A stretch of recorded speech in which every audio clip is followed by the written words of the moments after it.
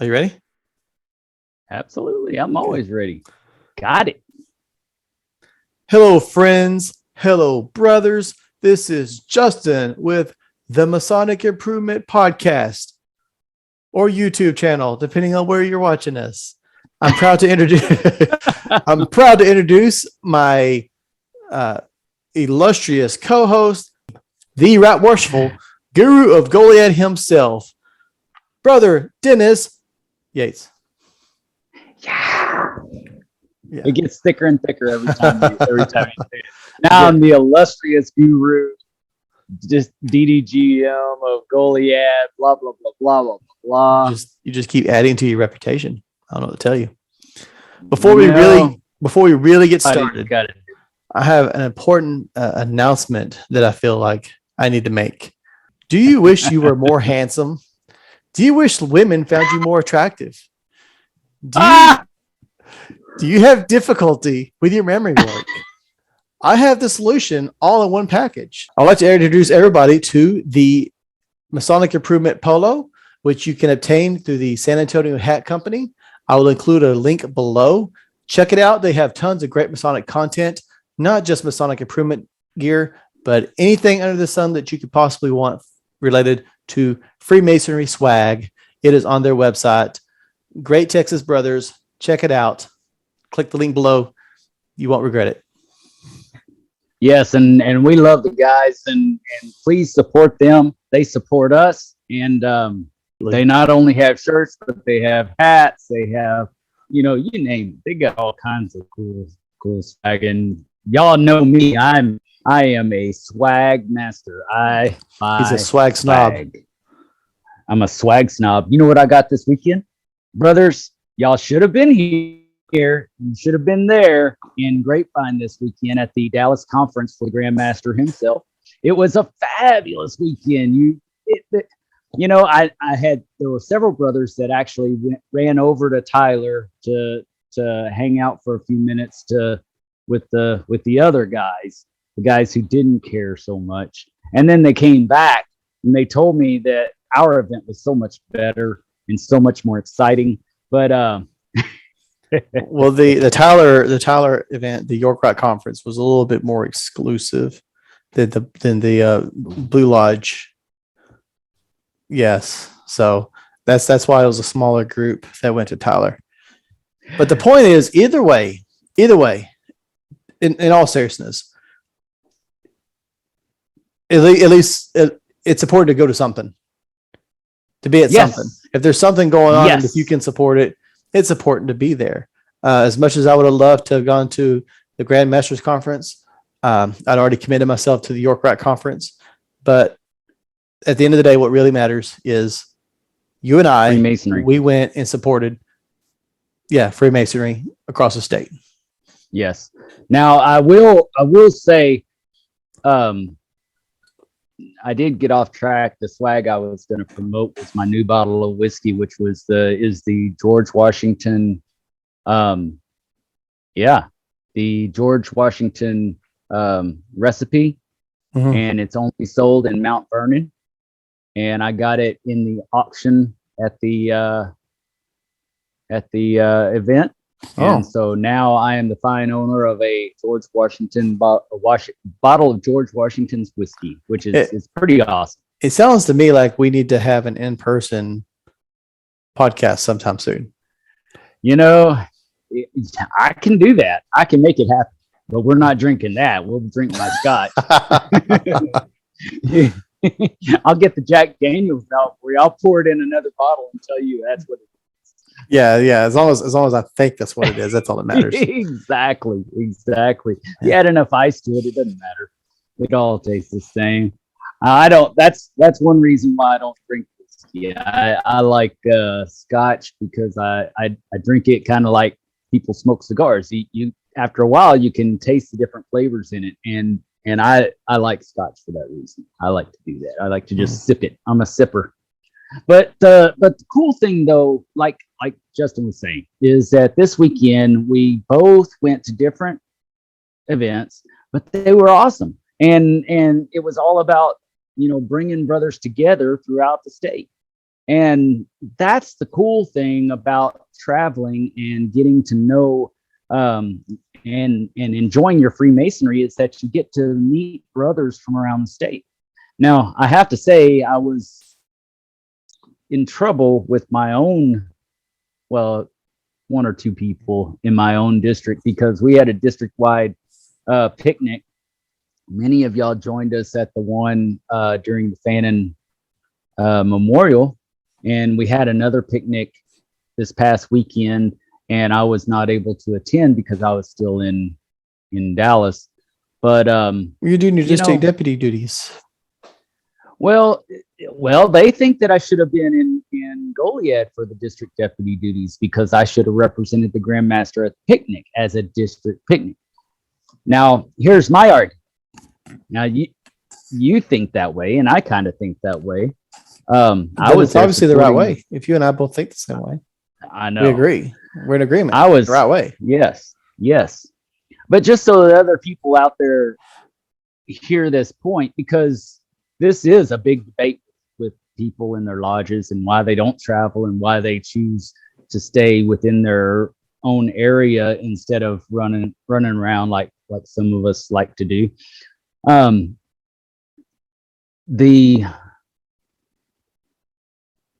The district picnic was decided on a couple of months ago. The Dallas conference was decided on a year ago. And it was published way before that picnic was decided. Mm-hmm. When we're planning our events, and it doesn't matter what your event is, and we should be thinking about this district-wide as well as statewide. When we're planning events, we should always be thinking about what else is going on, not just throwing down and saying, this is our event. If you want to make it, you can. If you don't, then, you don't make it. It just makes it hard on everybody, and people feel guilty. And then not only that, but you just don't have as good of participation. Mm-hmm. That's straight up. That's something that we ought to be more mindful of when we're planning in the lodge, in the lodges, especially with our own districts. Our districts, we should be supporting each other in our events.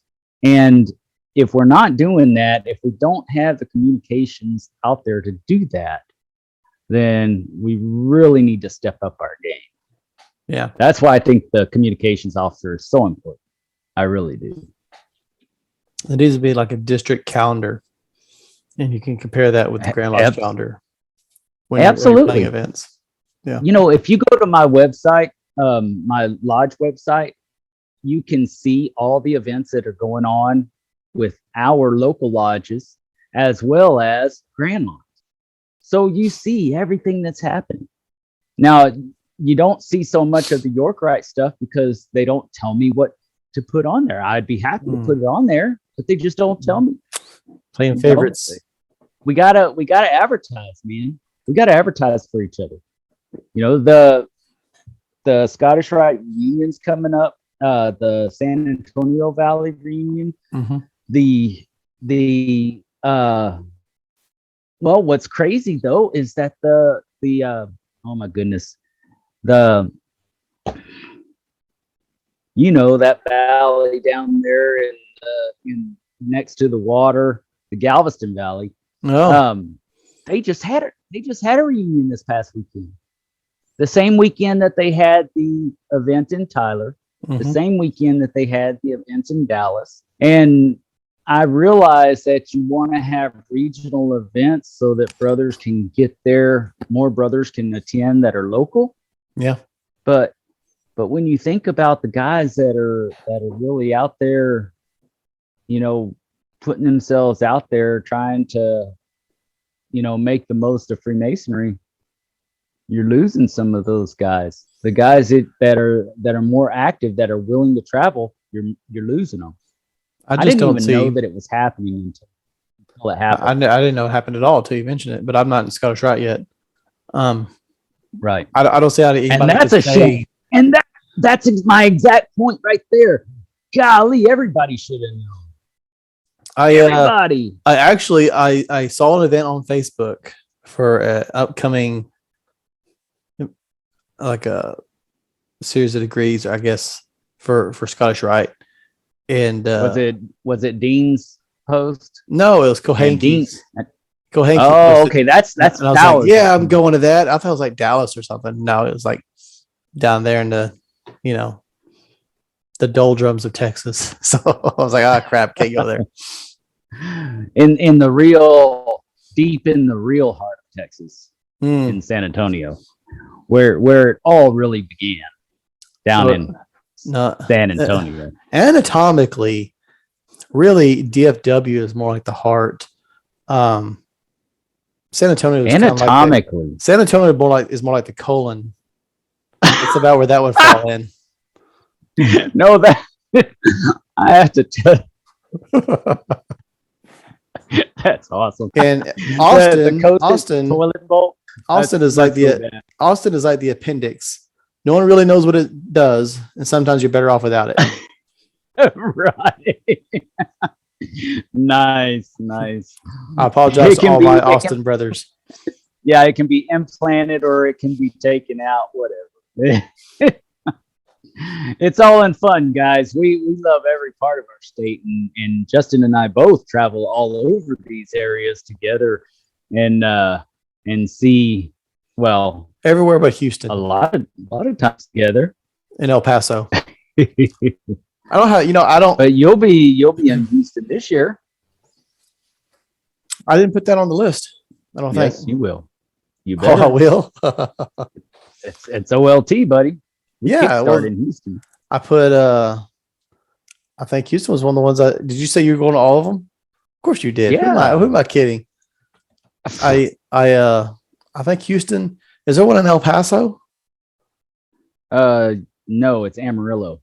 Amarillo. Okay, I think I'm sure I said Amarillo. I mean, I can get there by morning, so I'm sure I said Amarillo. I think Houston is the only one I said no to. That's why he said he set me up for this whole thing, just so he could say that. I guarantee. Fell for it flawlessly. People, this is Justin in a nutshell. All I'm saying is I got to Amarillo. I was in San Antonio, and I got to Amarillo by morning. No big deal. No big deal. Back from San Antonio. Yeah. Yeah. So let's talk about just the clothes that you had on. No, I wouldn't. Yes, we'll say that. So you had a topic in mind. I know we've kind of had a good conversation so far. You had a topic in mind that I know you wanted to bring up today. So long as we're talking about OLT before we really get rolling, let's talk about the upcoming OLTs. I know we don't have the dates right now, but just a general idea of what's coming up. And if a brother's interested, then they can keep an ear out when the secretary is giving their communications, because dates will be soon. Yes, and you don't have to go to any particular one. You can go to one. Before I got on the committee, I used to actually take advantage of the different locations and take a little mini vacation with my family. And I would do OLT, and they would go to Six Flags because they have the season passes. So take your family, make it an event, because at each one we do have extra events that'll happen throughout the weekend that you're sure to enjoy, and your family always enjoys a time at the beach, or a time at one of the hotels in one of the cities. It's always fun. There's things you can go shopping. Which is exciting for us because we live in the sticks. But you can actually go to a Dillard's. You can actually go to a Macy's. I didn't hear you. Oh, in the colon of Texas. Right, exactly. But no, seriously though, there's always something fun for everybody to do. It starts at the beginning of August and runs through September, and it's really good information. This year we're focusing on leadership, not just the administrative end of the lodge, but we're also focusing heavier on the leadership aspect for our lodges and for our up and coming officers. And if you think you're all alone and you're the only guy in your lodge that cares, then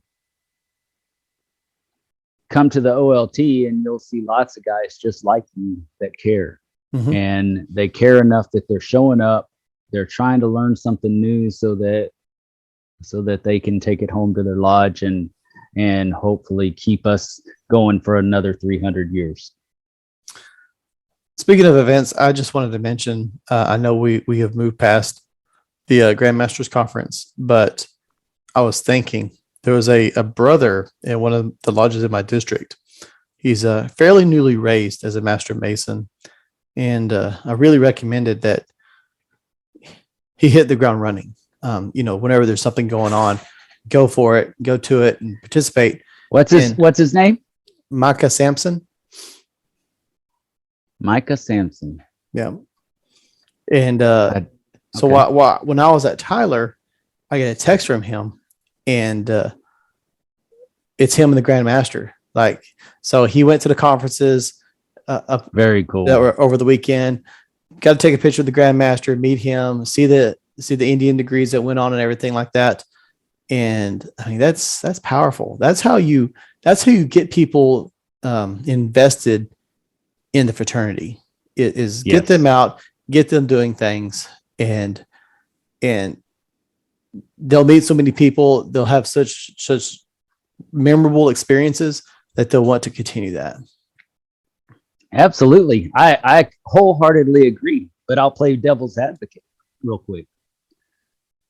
Well, if they're running around doing that, then they're not spending time at their home lodge where they should be spending time. Yeah. What's something going on? What's your answer to that? If there's something going on. Right. This was a Friday and Saturday, so yeah. Right. And there's usually not. So there's not a good statement that. But even then, what are they going to get more value from? And this is going to sound very callous, right? Are they going to get more value from something going on at the state level, like a Grand Masters Conference, or they get more value from like a practice night or something at the local lodge? Right. Or a pancake breakfast. Or a pancake breakfast. I would even probably say like a degree. Right. If the lodge is scheduling degrees on the same day as a Grandmaster Conference, that's a separate problem. But and it is a problem. Yes, yeah, you're right. It is a problem. But we should be scheduling properly. For many people, a local conference is a once in a year opportunity for them to go to, and so I think they're gonna get more value for something like that. There's my thoughts. Let me throw this in there. Did you see the post that I did on Masonic improvement the other day? I did. So I better brought have up right? some. So I brought up some extremely important things that we should all be thinking about, which is exactly what I got from the Grandmasters Conference and why I think it was such a great success, as it always is. And we had 42 DDGMs at the Grandmasters Conference. That is not just the DDGMs from the Dallas-Fort Worth area. That is DDGMs from all over Texas. That is a third of the DDGMs in Texas. Wow. That is impressive. Yes, 42 supporting this Grandmaster. There's times and places for everything. There's times that we should do degrees, and I think the weekend is an excellent time to do degrees. You go up there. Me personally, I think you go up in the morning, have a breakfast because it's cheap and easy, and then have a degree. That way you're providing a meal before the degree, and you have time to fellowship after and hang out and visit a little bit. And unless you have kids in soccer or whatever, but what better way to introduce new brothers to pancake breakfast? Absolutely. First thing. But but afterwards you can go out to lunch, though, is what I'm saying, and you can actually, have some real fellowship time and solidify the experience and talk about it, hang out and visit. That's something. We always have degrees at night, and everybody's so dog tired that they're just rushing home as soon as it's over. And that new candidate's got so many new ideas all of a sudden, and nobody to talk to. So I can see value in that. I like that. But there's a time and a place for everything. This weekend, the time and place was the Freemasons Conference. Or Tyler. And it had, or Tyler, if it had what I had, which was good fellowship, good education, history, good ritual, and good food. Yeah, we had those. Just a little bit better, but we had them. You can say that. Coming from a Blue Lodge guy, I understand. But, actually, I think all Blue Lodge guys would agree that the Indian degree is pretty awesome. And it's represented by different nations of the different American Indian nations. So you had the Apache Nation, the Cherokee Nation, the Choctaw Nation. There were several different people there coming together as one, putting on this degree. It was so cool in so many different ways. Yeah. But anyways, so that's my plug on that. If we schedule things properly with our lodges, and then we can enjoy all the light that Freemasonry has to offer. That's the reality. I wanted to hit on something that we talked about. Well, I talked about it a little bit ago, and that was the importance of participating and going to things. As I was talking about it, and I may have shared this story before, but it made me think back to when I was a teacher, because I was the sponsor for the student council at the high school, and when I inherited the position, there was members, there was people in student council, but it was a dead organization. There was no guidance. No one knew what they were doing. I was in the same boat. I was never a student council in high school. So here I was sponsoring a student council, didn't really know the purpose or anything like that. My point is, I got plugged in to I don't remember the name of it now, but it's like a student council organization, and there was meetings all over the place.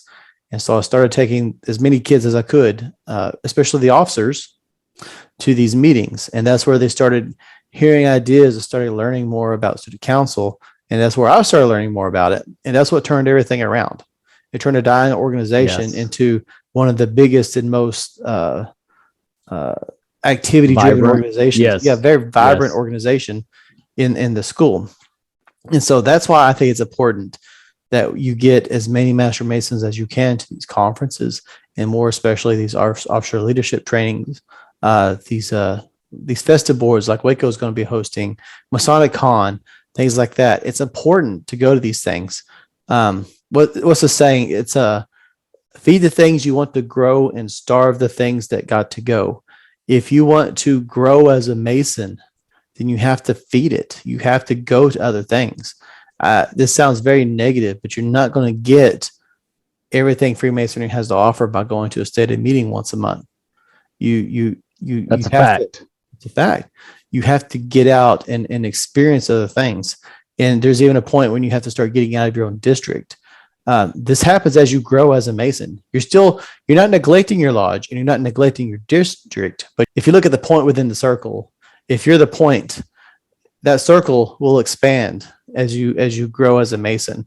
And if you put that point in a circle on a map, also your travel radius is going to expand. It just happens.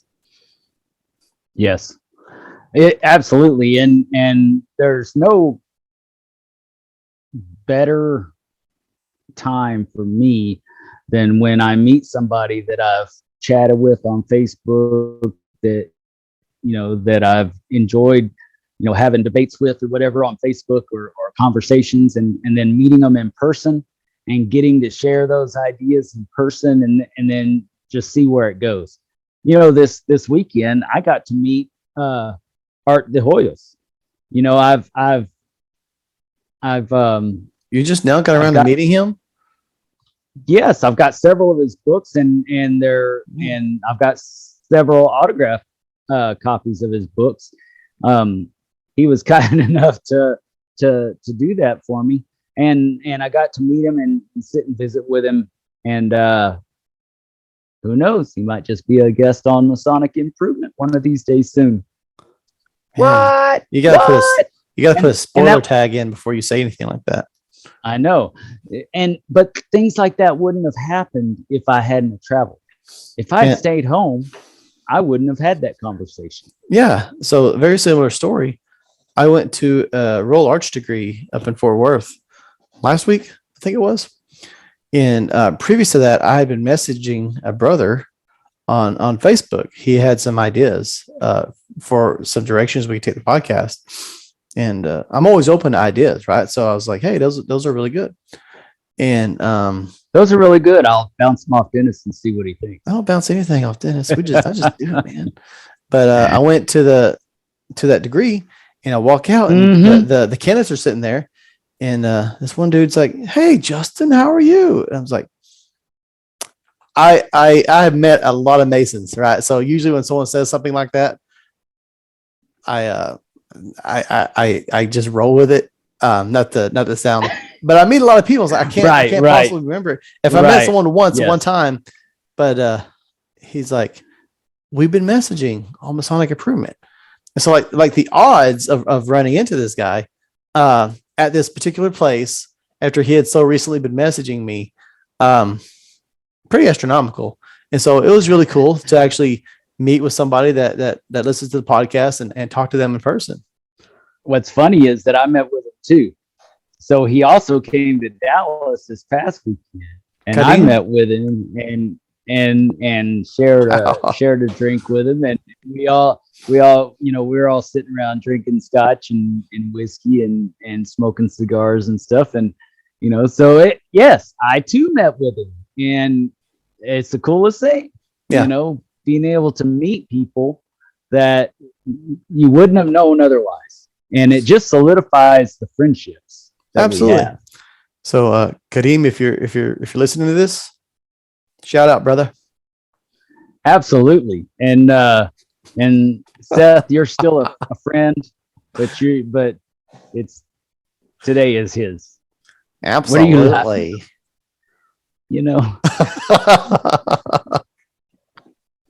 It is what it is. Oh, man. I am the person I was meant to be. My goodness. Anyways, we should moving on. Talk about our topic now. So let me ask you this: you being the physics major that you are, what is the one absolute constant in this world? Everything's changing at all time. That's exactly right. Of course, the only absolute in life and death is change. We're constantly changing. Our bodies are constantly changing. Our world around us is constantly changing. And yet in Freemasonry, we're so afraid to talk about change. Why is that? What do you think? I think there's a certain portion of the degree process where we warn against innovations in the fraternity, and we take that we extrapolate that to mean any kind of change whatsoever. So not trying to call out anybody, but it's almost like the Amish mentality, where this particular arbitrary period is exactly how everybody should be living. We do the same thing.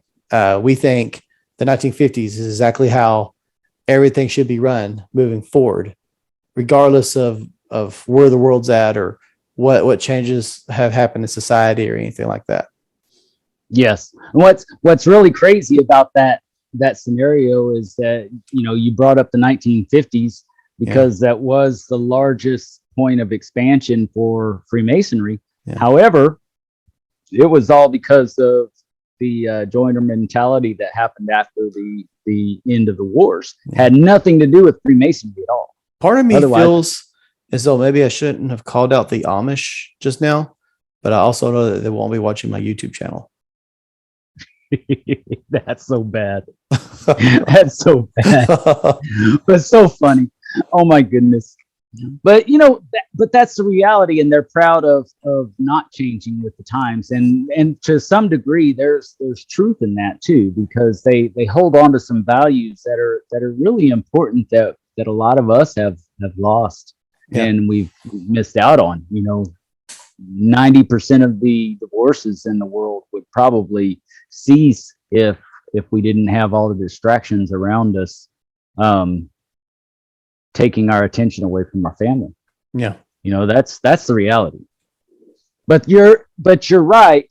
We are afraid of change in Freemasonry because we want to hold on to those ancient values. Yeah. Which I find it philosophies. I find it very odd because up to a certain point, Freemasonry was always in tune with things that kept up with the times. And I don't know when it happened, but there became a time when technology kind of froze for Freemasonry for a long time. And not just technology, but I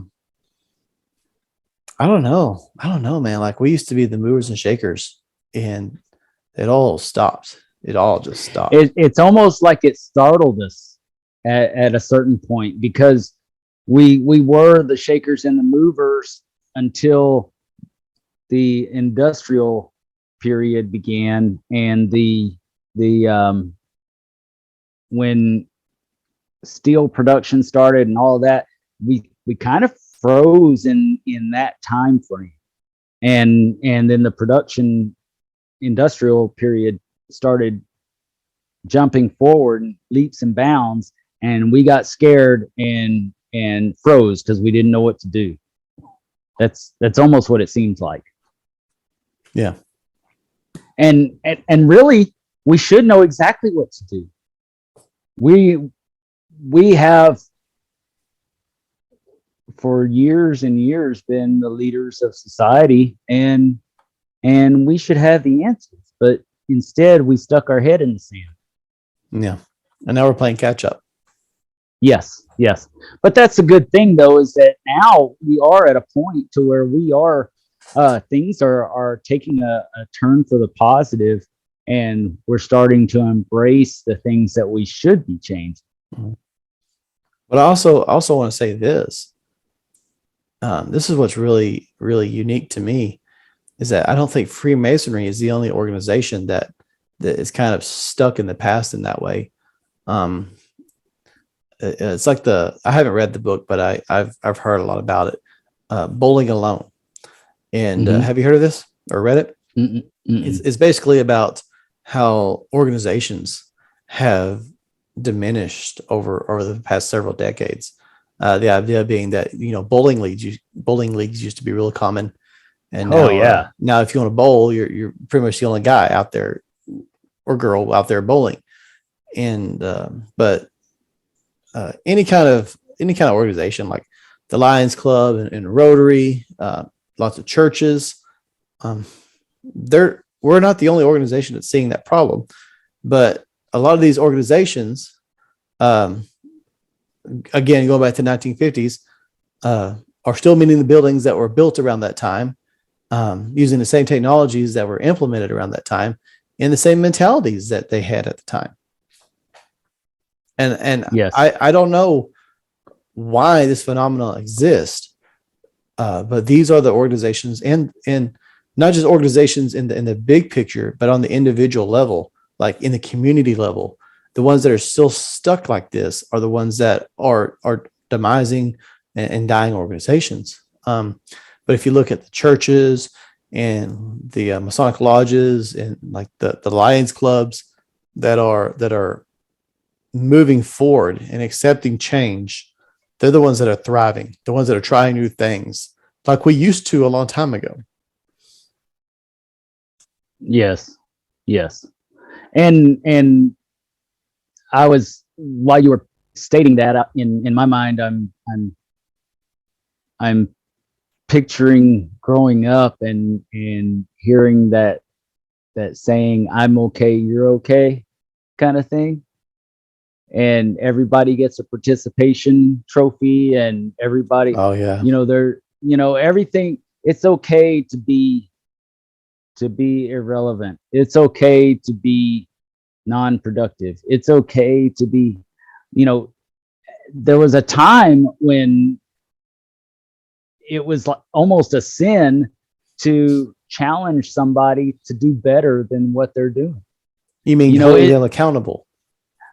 Oh yeah, yeah. Not just holding them accountable, but actually challenging them to progress. There's one thing. It's one thing to hold people accountable, and that's what we find so common in Freemasonry right now. Is everybody's definitely holding everybody accountable. If I say one bad word, I can assure you, I'm going to hear it. If you will, because you're a district deputy. Well, I would anyways, just because people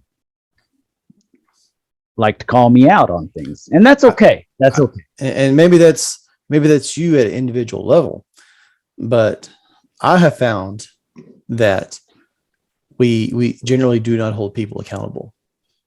We tell a guy as soon as he gets his EA, it's really important that you're here, but if you have any reason whatsoever that you can't be here, that's okay. It's a free pass. Right. And we have, I'm trying not to call anybody out, but recently there have been, and I'm not necessarily talking about my lodge, but there have been times when someone says that they will do something and the deadline is approaching and it is still not done. And we need to hold one another accountable. If you say you're going to do this, you need to do this.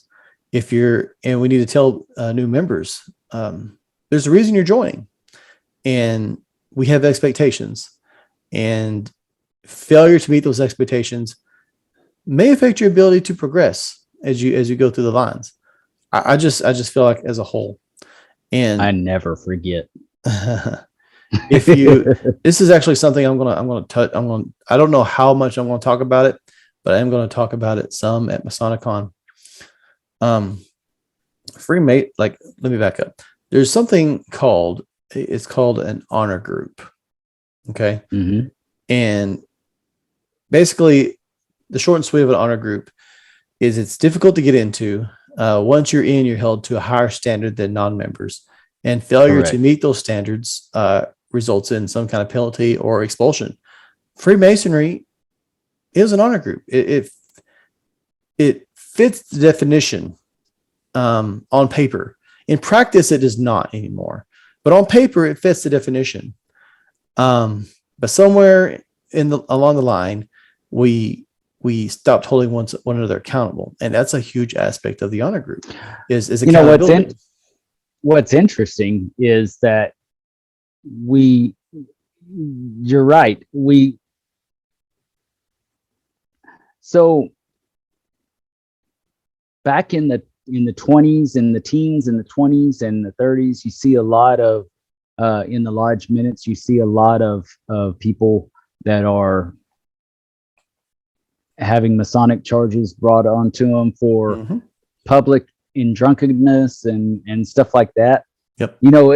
It's really interesting, especially for this. So you had a lot of people that were being brought up on charges and kicked out of Freemasonry because they didn't know how to conduct themselves while drinking in public. Mm-hmm. So they were kicked out.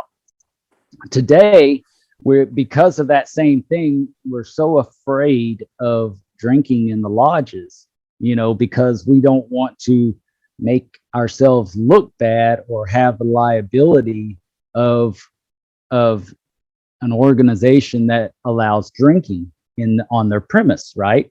So you don't want people getting drunk and going out and killing themselves or killing somebody.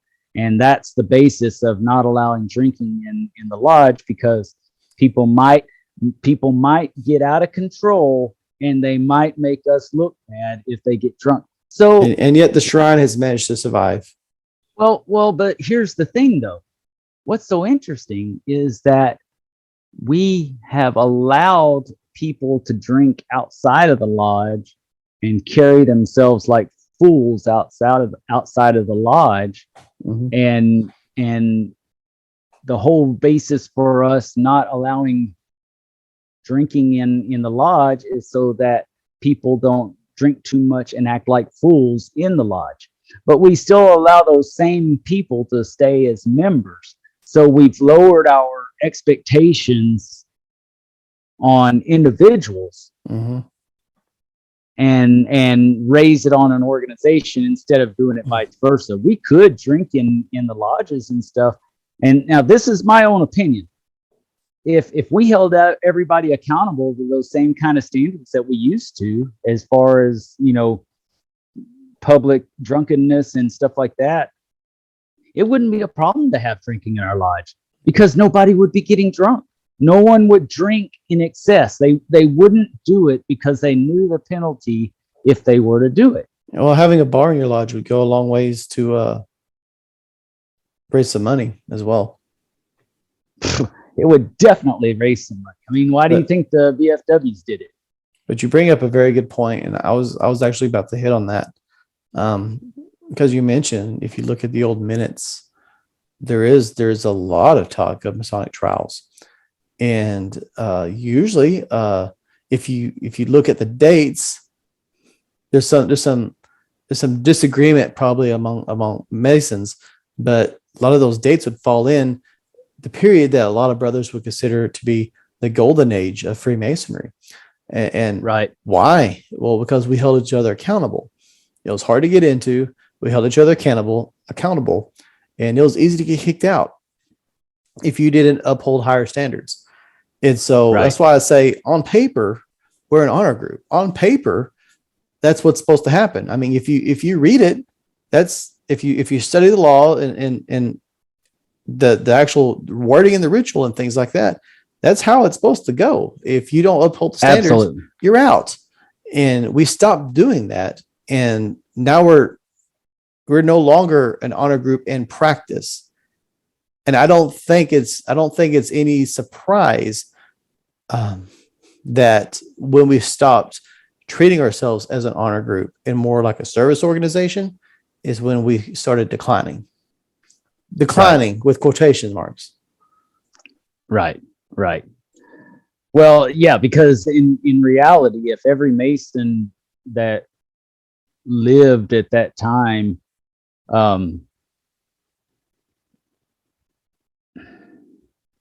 replaced themselves, we wouldn't have declined.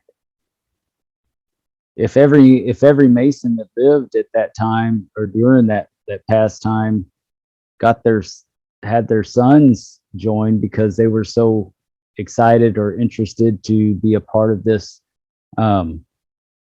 this honor group, we wouldn't have declined. So I think we're talking about different time periods here. Well, no, I'm looking at the 1920s and 30s. I understand, but my grandfather was a Mason in the 20s. So my father is not a Mason. So if his son had joined Freemasonry, if he had seen the example that he was putting on and joined Freemasonry, then he would have replaced himself. So there wouldn't have been that decline. Your father's probably a boomer, isn't he? He was. A lot of the Xers, the generation that followed the boomers, didn't join. Like, you're an exception, but the majority of the boomers, the majority of the Xers didn't join anything, and that's why. Well, and the boomers didn't join. If you think about it, otherwise there wouldn't have been the decline. The boomers are the ones responsible for the increase in the 50s. But in the 60s came the realization of anti-establishment in the U.S. Mm-hmm. and I think that had a tremendous factor in membership. Yeah, that's what I'm saying. And that was the Xers generation. My dad's not an Xer. He lived through the 60s. I didn't live through the 60s. I'm an Xer. My dad was born in the 40s. The 40s. My dad was born in the 40s. And so in the 60s, he was in the army and went through the Vietnam era and came home and didn't join because he was anti-establishment. So let me pull this up. Let's see if we can get this going, because this is an interesting. It is an interesting thought. I can't talk. This is an interesting theory or interesting conversation, a topic that is very interesting to me. Let's see. I want to share my screen. Oh, nice. Now I got to put my glasses on because I am an Xer and I am getting old. You didn't even say happy birthday. Go. Happy birthday. Uh-huh. So if we look, so this is to say it. This was on a blog, a post that I created some time ago. I took the data off the what is it? When you create. I'm not saying I'm the only one that's made this because the data is readily available. The MSANA, the Masonic. Yes. I don't remember what it stands for. The American Masonic. Yeah, I know what you're talking about. So it peaked around 1958. So let me show you something real quick. Okay, so my dad was born in 1946, I think. Okay. It was between 44 and 46. He didn't become a man until 1956. Okay. And that's right at the peak. Yeah. So his generation became eligible to join at 20 years old, let's say. From then on, back then, wasn't it? Yeah. So from then on, look at where your pointer is. That's the decline because they're not joining. They're not joining. So it actually started with the boomers not joining, not the Xers. It's interesting. So what generation was born in the 40s? That's the boomers. My dad was a boomer. So here we're going. My grandfather was born in 1917. Yeah. So what generation was joining up here at the top then?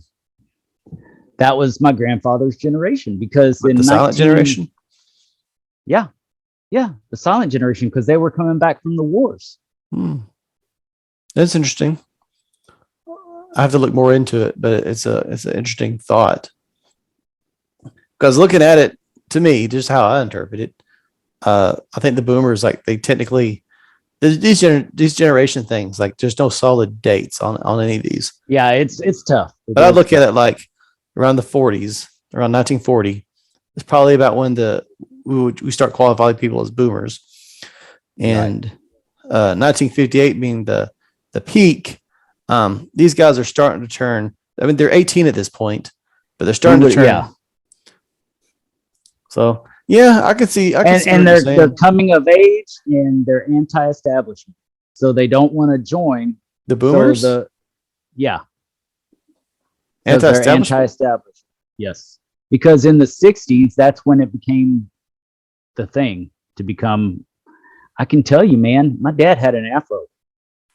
Oh yeah, my dad had curls, man. When up until I was like 5 or 6, he had boom curls. The inevitability though is change, and we need to embrace that change. And how is the best way to embrace change or to manage change?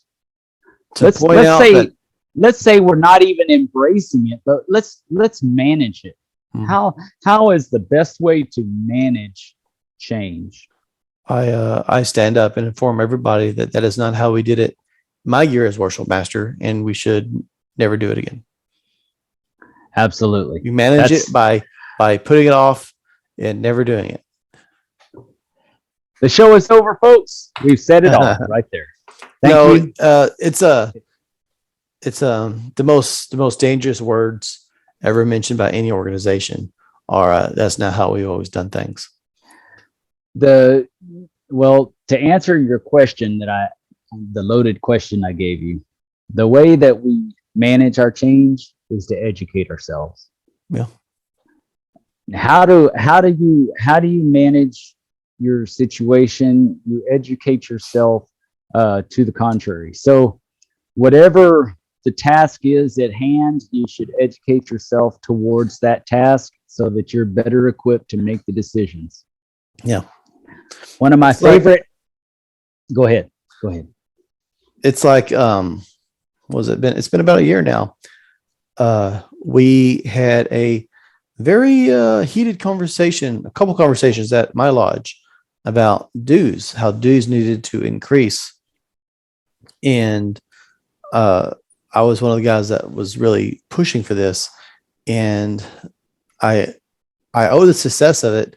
We didn't get where it needed to be, but we doubled our dues, which is we are seeing the benefits of it this year. Yes. However, it was through education. I took the average of the last, I don't remember now, like 3 to 5 years, whatever data I could get. This is what the average operating cost is of the lodge every year. I said, this is how many dues paying members we have. Did some simple math. I basically divided annual expenses by the dues paying members and saying, this is what our dues need to be to cover the operating cost of the lodge. And this was also right after we were basically in lockdown for a period of time. So a lot of the fundraisers that our lodge normally didn't happen, and we were hurting financially. Correct. And yes. And really, not to get political or anything, but the fact that we shut down our lodges for a period of time, and I'm not blaming anybody. I mean, it was a crazy time, but it set a precedent, meaning that this could happen again. We need to have other ways to bring income into the lodge where we're not suffering if we can't do a fish fry or something. But my point is, I use this data as the education, and some people still got mad. We did lose two members over this, which was fine. I frankly thought we might lose more just because I know how it is when we discuss finances at lodge. But to my point, and to your point also, I am aware of other lodges locally that have raised their dues and lost quite a few brothers off of it, but they didn't take the same approach. Any kind of change cannot be arbitrary. You have to educate the brothers on why. They almost have to come to the conclusion that you're trying to bring across without you telling them directly what needs to happen. They need to realize that something needs to happen before you say, this is what I suggest we do. I couldn't have set that up any better if I had planned it. So, folks, I did not plan this, but here's my statement now. One of my very favorite people that I've ever listened to is motivational speaker and salesperson Zig Ziglar. And throughout the years, I've listened to his audio tapes and CDs. They've progressed into CDs, and now you can get it on MP3 and whatnot. Throughout the years, I've listened to him because he's one of the best salesmen that I've ever heard in my life, and he uses real stories. So it's always based on his truth. He also sells with an ethical and moral responsibility to himself as well as to his prospect. And in his conversations that he has in his sales / motivational seminars, he always says that the only thing preventing you from making the sale of your prospective client is not providing enough information to allow your client to make a different decision. We make decisions in life based on the facts that we know, based on the things that we know and understand. If we educate ourselves and understand more, we can make different decisions. We don't have to change our mind per se.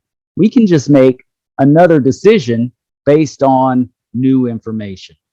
That's one of my favorite things that he brought up over time and over the years that I've listened to. And I thought that you couldn't have put it more perfectly, because it was the fact that you educated them to help them come to the realization that it was time to make a different decision. What you described is the entire purpose of Masonic improvement. It's Yes. not about just you or I saying you need to do this and this and this. It's about education. Like, we'll share what we do and we'll tell you why. But ultimately it's up to each viewer and listener to decide when they want to implement it at their lodge, how they want to implement it, and into what degree do they want it to be implemented. Let me ask you this. When's the last time your treasurer has given a full-on report on the lodge finances? What do you mean by a full-on report? Just like you did when you educated your members that you needed to raise dues? Ever? I don't know how to really answer that, because like I think the treasurer is pretty thorough as it is. Let me ask you this. Okay, so I don't want to get you in trouble with the treasurer. So let me ask you this. When's the last time they went through the Form 71 with the lodge? Oh, I don't know that he's ever done that. Right, because that's what you mean by thorough. Because usually you assign a committee, right? And that committee goes over the forms and they say, okay, we vote to approve it, or and then they recommend to the lodge, and then the lodge accepts it or they don't. Yeah. So that's usually what happens. So why are we not actually bringing these reports to the forefront to the members so that they see where we really are? That's a once a year report.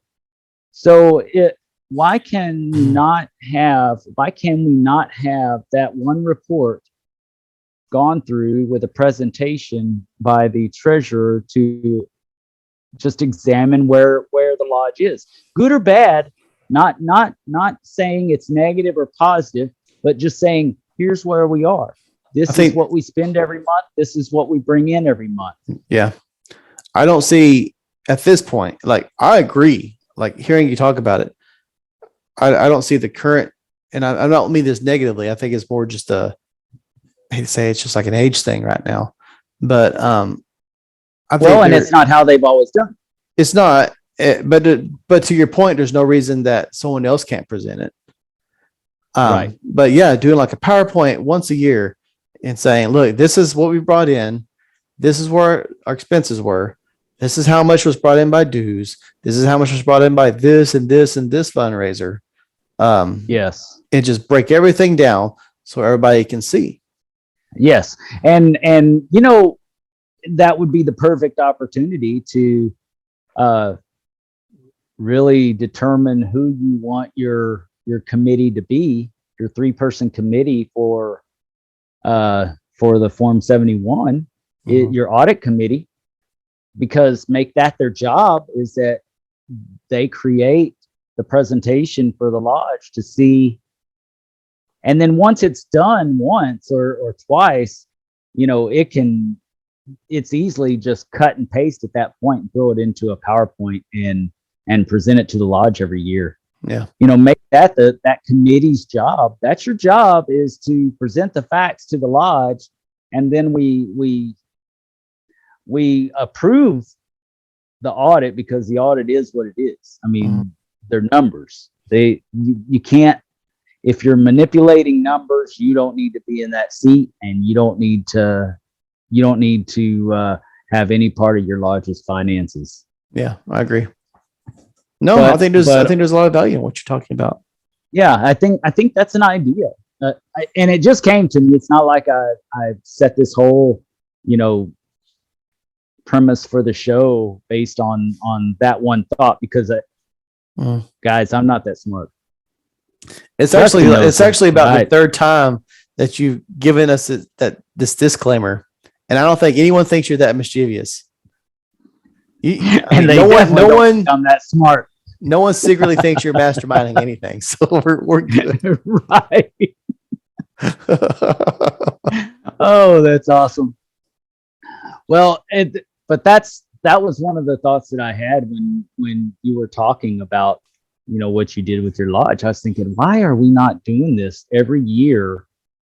And what better opportunity than with the audit committee, actually make a real audit and not just filling out the numbers that the treasurer gives them, because typically you're supposed to audit the lodge, but I don't know that that's really what's being done in the lodges. It's not. And you can't improve what is not being observed. And so what you're talking about, that brings a whole level of transparency to the finances. Right. And sure, there's a committee, and sure, they're supposed to be looking at it. However, are they always the most qualified people to be looking at it? Or are that's they another thing? Yes, correct. Are you picking the right people? Yeah. And even then, is it really getting broken down like what we're talking about? No, I don't think it is. And so, I mean, break it down. It's like, this is where the money's coming from. This is where it's going. This is per capita. This is what endowments are bringing in. Compare it to the previous year. Compare it to the previous year and say, this is what we did last year. This is what we did this year. This is what has changed. And I mean, that way, if you raise dues, you compare it to the previous year. Nobody's surprised. No one's surprised. But my point is that, like, if we raised dues last year, this year, when we give the presentation, we could do a side by side and say, look, this is where we were every month. Yes. Yeah. Yes. And it'll actually give you substance to and validation to the fact that you did that. Because there's always going to be brothers that are skeptical, thinking it was pointless and it just cost them money. When you could actually do a side by side and say, look, this is how much has benefited the lodge. I mean, I can tell you right now, it's benefited my lodge greatly, raising our dues. We doubled it. We went from 100 to 200, and we've got money in our account, which, yes, I'm not being silly here. We didn't really have much previously. Right. And the sad thing is that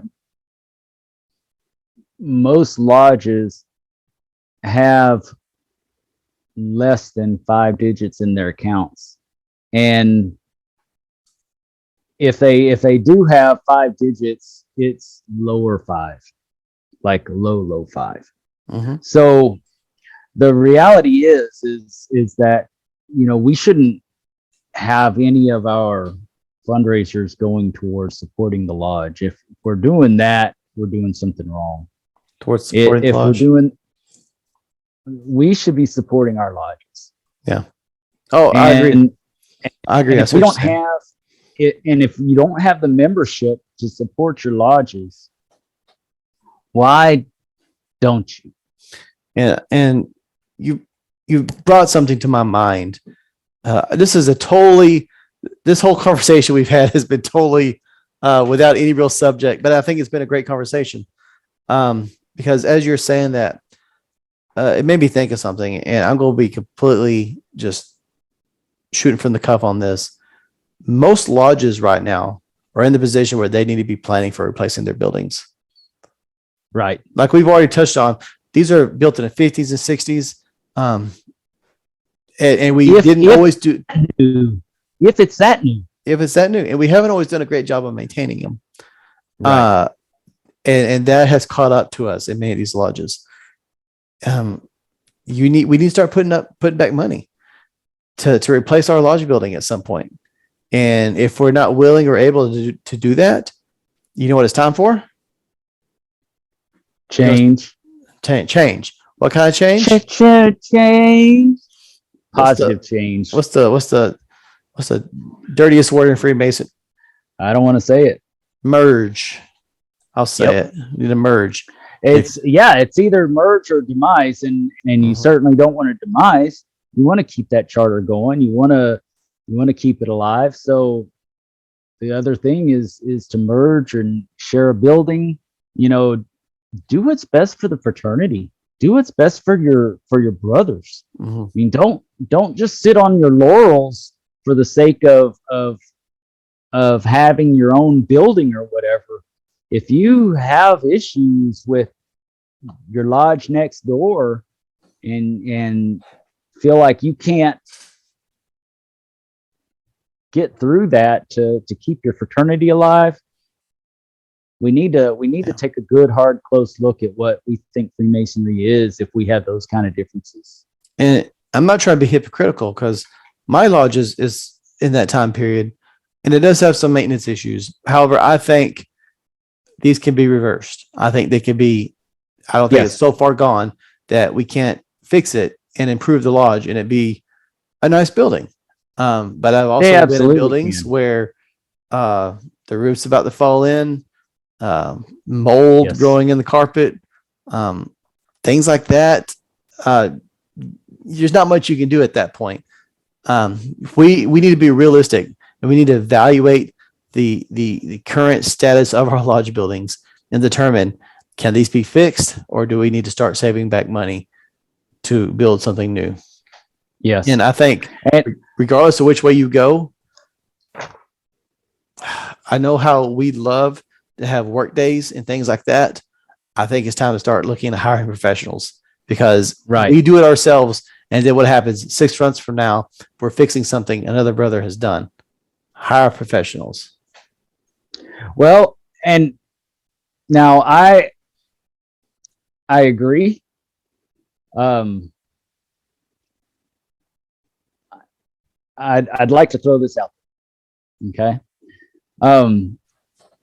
If you cannot do work that's to code, if you don't know how to do that, then you do need to hire a professional. Yeah. If you can do work that's up to code, I don't have a problem with that. Well, no, I mean, if you are a professional, and here's what I was going to say is that I am somewhat of a professional. I have my apartment buildings. And I truly pride myself in not being a slumlord. Mm-hmm. I truly do. People joke with me and they call me the slumlord of Goliad or whatever. But that's all just a big joke because, you know, as soon as I buy a property, I go and rehabilitate that property and then I rent it out to somebody. So, you know, that's my process. So what I'm saying, brothers out there, if you don't have anybody around that can help you with those kind of decisions or something, call me up. I'll be happy to come by your lodge and talk to you about affordable ways you can make improvements that will help the appearance, help the stability and the longevity of your lodge. And I'll do that at no charge. You know, so I'm happy. He just said he'd be happy to go out to your lodge and no charge. So any brother from El Paso, if you have any issues with your lodge, call Dennis. I'll give you his number. And he'll head out there. They got more professionals. They got more professionals in El Paso than anywhere else in the state. Don't even tell me that. But if it's something small, like painting a room or something, yeah, you can probably get by doing it yourself. Will it look professional? Well, and even putting down some floors and stuff. If you have, man, I can teach you. Yeah. But it takes time. Now that's the thing I don't have a lot of is time. So well, why not, Dennis? Are you busy? Because I offer up my time for free things all the time. Oh, okay. But seriously, I'm sure there's somebody not, you know, that's closer to you than I am that has the same understanding. Don't try backing out of it now. You said you'd do it. What I'm saying though is that, you know, I'm not the only guy out there, and we have lots of resources within our fraternity, lots of professionals that can give professional advice and opinions to help. And then you can truly assess what you can afford to do, what you cannot afford to do, what you need to save for, what you really do need to hire a professional for. Mm-hmm. You need a professional for your roofs. You need a professional Yes, for absolutely. probably, if you're doing carpet, you need a professional for carpet. If See, you're doing, that's an go issue. ahead. Like it, and Hillsborough is not the only lodge. Many of these lodges have flat roofs. Right. Do you hear my Yes, dog? that's, yeah. But many of these, if it's got a flat roof, if you have a lodge with a flat roof and it hasn't had any kind of water problems or something, I I don't know how you do Just it. a matter of time. It's a matter of Yeah, it's time. just It's a matter of time. And Look so, under your ceiling tiles because you've probably got signs of it in your Yeah. insulation somewhere. so about every year and a half, we do some kind of maintenance to the roof to You prevent have to leaking. coat it. Yes. Yeah, it's at the point where get a professional, get someone that can actually do the job and stand by it and Yes. prevent future issues. For example, it's not really noticeable yet, but if you look, and it became very obvious when we improved the lighting in our lodge room, there is some water damage on the walls. They're white walls, and so you can tell where there's water damage. And so the conversation has been about painting the lodge room. What's the point of painting the lodge room when obviously we have an issue with the roof still? And so get it taken care of professionally.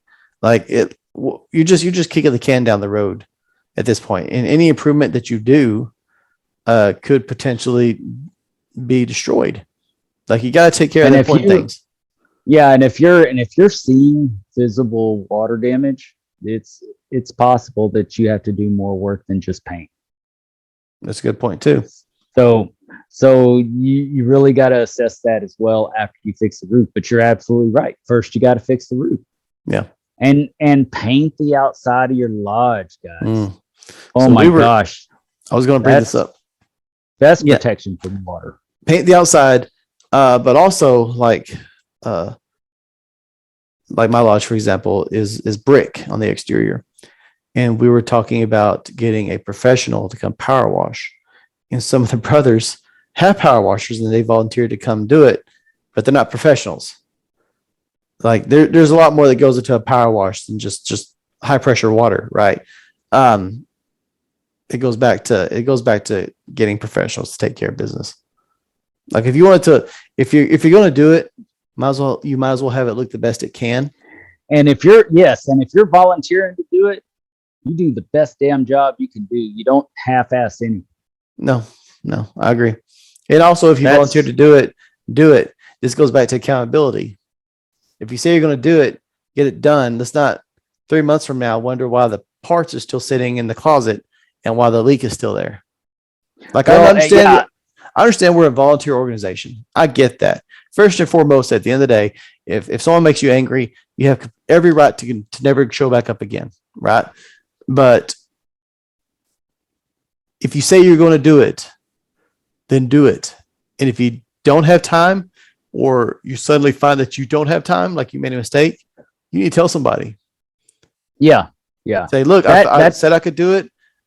This has come up. Schedule's busier than I thought it would be. Whatever the reason, don't make excuses. Just say, this is what happened. I can't handle it. And so someone else knows to take care of it. Because one of our biggest concerns is always stepping on other people's feet. And I'll say that I have firsthand done that. You know, with Step on people's feet. Yeah, that and other things. But with the Scottish Rite building, when we got the water damage from the freeze last year or year and a half ago now, I went in and said, okay, look, we'll pull up the floors and I can teach the guys how to put new floors. And we started pulling up the floors, and then the insurance started getting involved. And then they said, okay, you need to wait. We need to wait for this and wait for this. We got to wait for this inspection and this inspection and this and that.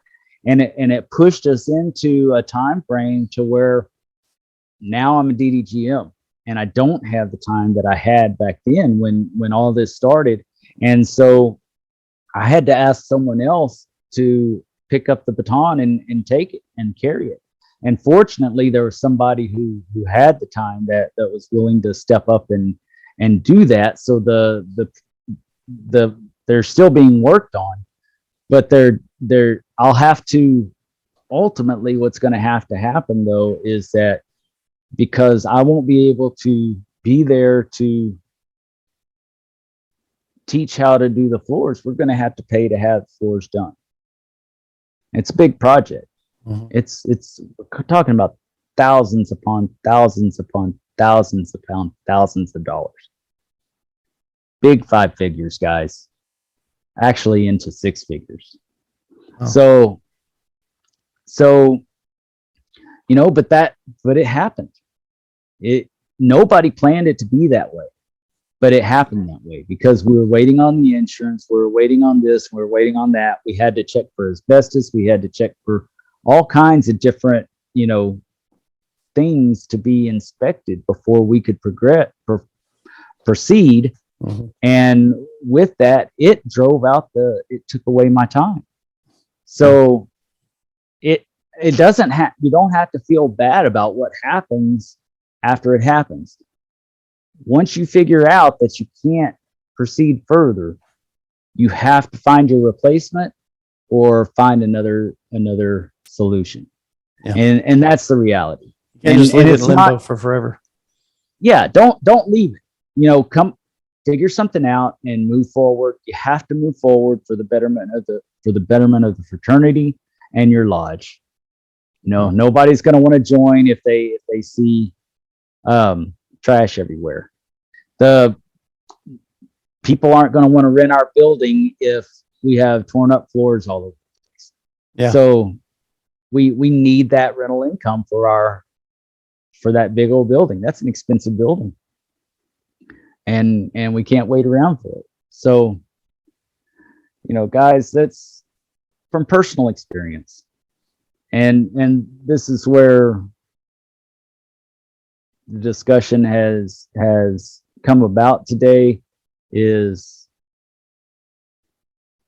personal experiences prove to us regularly that change is inevitable. Different things happen in our lives, and we have to manage those the best that we can and move forward. Yep. And the best way to do that is to educate yourself and make the best decision you can at the time. And after you make that decision, don't go back and second guess yourself and say, well, you should have done it this way or you should have done it that way. Mm-hmm. We don't need those demons in our head, because ultimately we make the best decisions we can with the information we have at the time. Well, should have and could have doesn't change the facts anyway. Exactly. So why get upset about anything? Just figure out where you're at and move forward. Progress. Absolutely. That's the goal. Well, Dennis, I'm losing my voice, but I think this has been a very good interview, and I know I say that every time, but it usually is. So I want to thank you for taking your time out of your evening tonight. You're always a terrific guest to have on my show. Yes, and I always enjoy interviewing you as well. You're the second best guest on our show. I can certainly say that with all sincerity. You're the second best guest I've ever had. So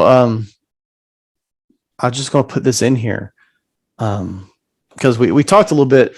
You mentioned a little bit earlier physics, like my background. Because for those of you that don't know, my master's is in physics. Sometime I would really like to have a conversation, if we ever do something like this again, which I'm sure we will.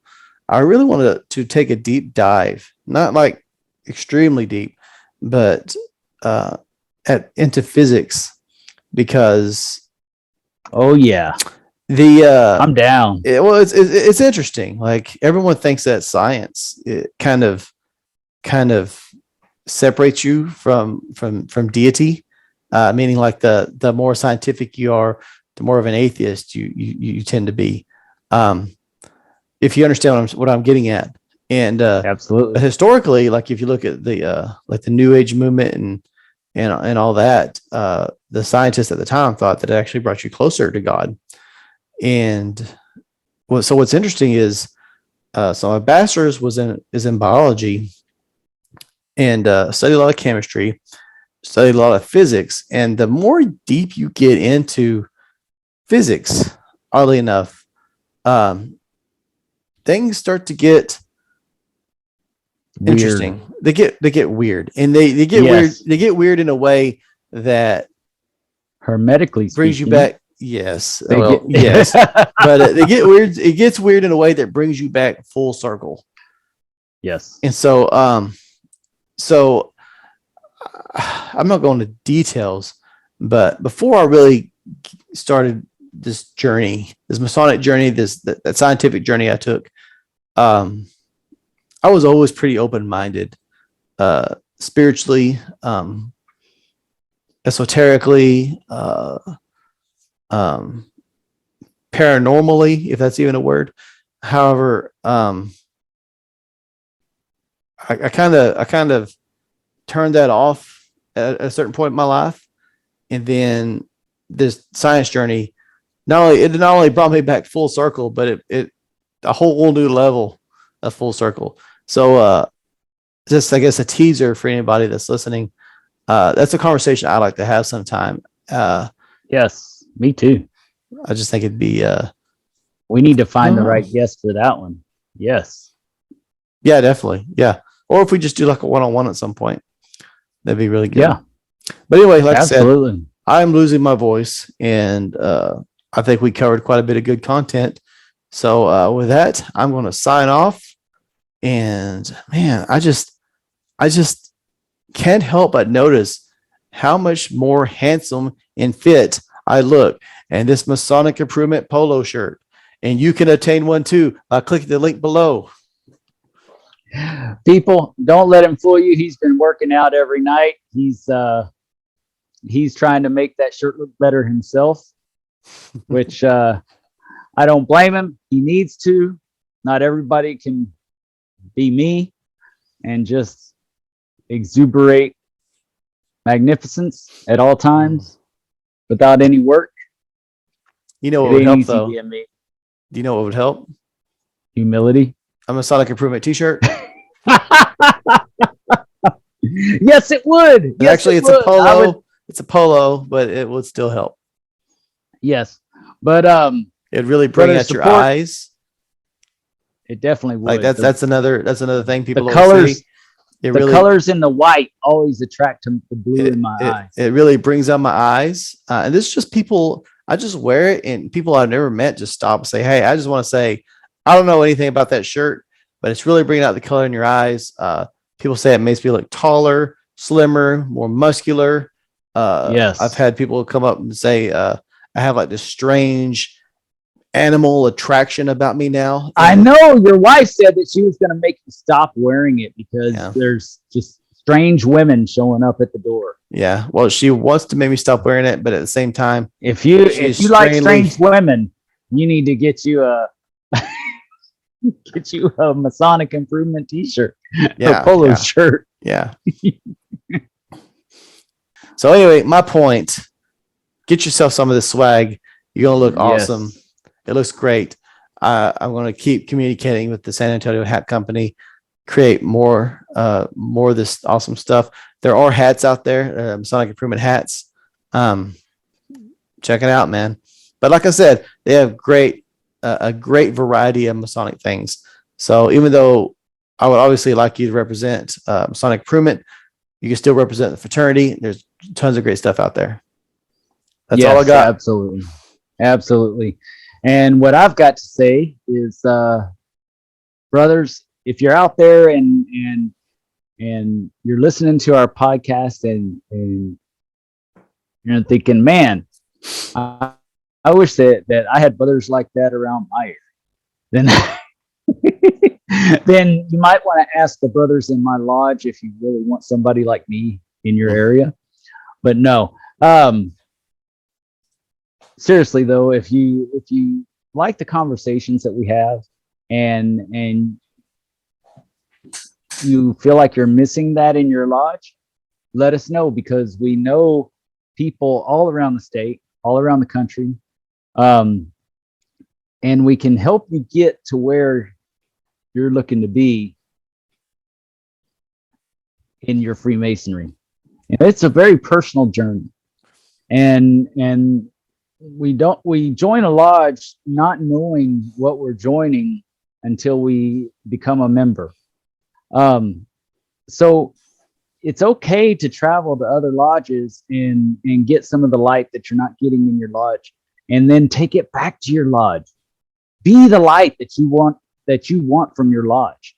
Be that extra oomph that you think your lodge needs. But do it humbly and kindly, and do it for the right reasons. We love Freemasonry. We love our fraternity. We love our lodges, our blue lodges. We love the Scottish Rite and the York Rite, and we love the Shrine. We're all about Freemasonry. So, don't think that we're coming down on one or the other at any given time. We just shoot from the hip and play around, but we're very serious about Freemasonry being special for you, like it is for us. And that's what we want here in Freemasonry. If you're not getting what you need, let us know. We can help. Yeah. Also, if you're not getting what you need and you're watching this on YouTube, be sure that you smash that like button and subscribe, because we got way more stuff coming out every week. Absolutely. Every week. Yes. This is absolutely. Absolutely. But this is and I know I'm going to sound extremely biased here, but Masonic Improvement is a great source for we bring in new minds as often as we can to hear their thoughts on the fraternity. So if you're in a rut like what Dennis is talking about, by all means feel free to reach out to him, tell him to come to El Paso. But check out the content we have. We've had great interviews in the past. We got some great people lined up for the future. We got some heavy hitters coming. We do. Heavy hitters coming. We do. And I'm not saying this is the only good. There's plenty of other great Masonic podcasts out there as well. I encourage you to listen to all of them if you have the time or the inclination to do so. But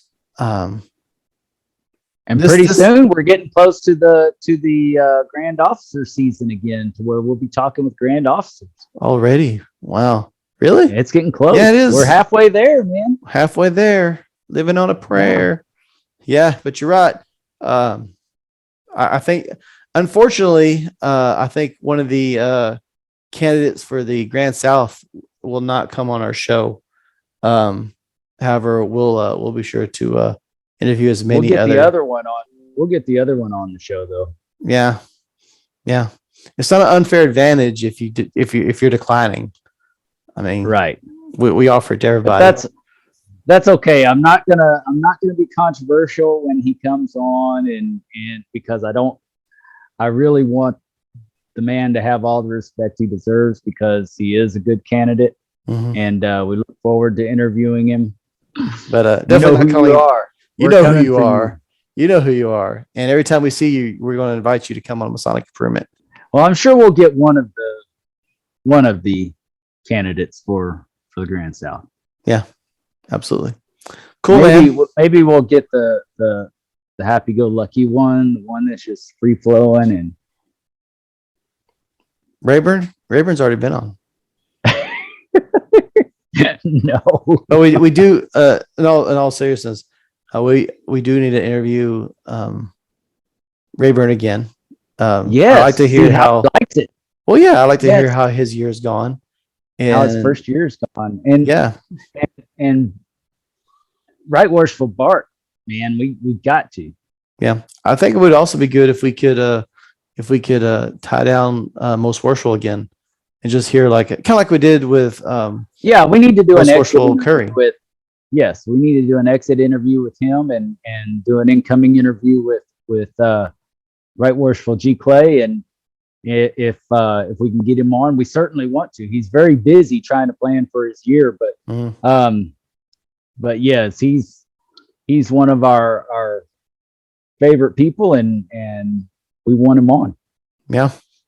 We got so many people that I need to get on the ball and start calling. Yeah. So many activity. Yeah. But definitely got some good people. We can put them on top of each other. Let's not do that. Let's not do that. Stack them on top of Stack them. like they were talking about the bids. Yeah, but yeah, we got lots of good interviews in the pipeline, and so yeah, we've got a bunch coming, but we really want to get the Grand Line in, and get that going. absolutely. All right, I'm signing out, man.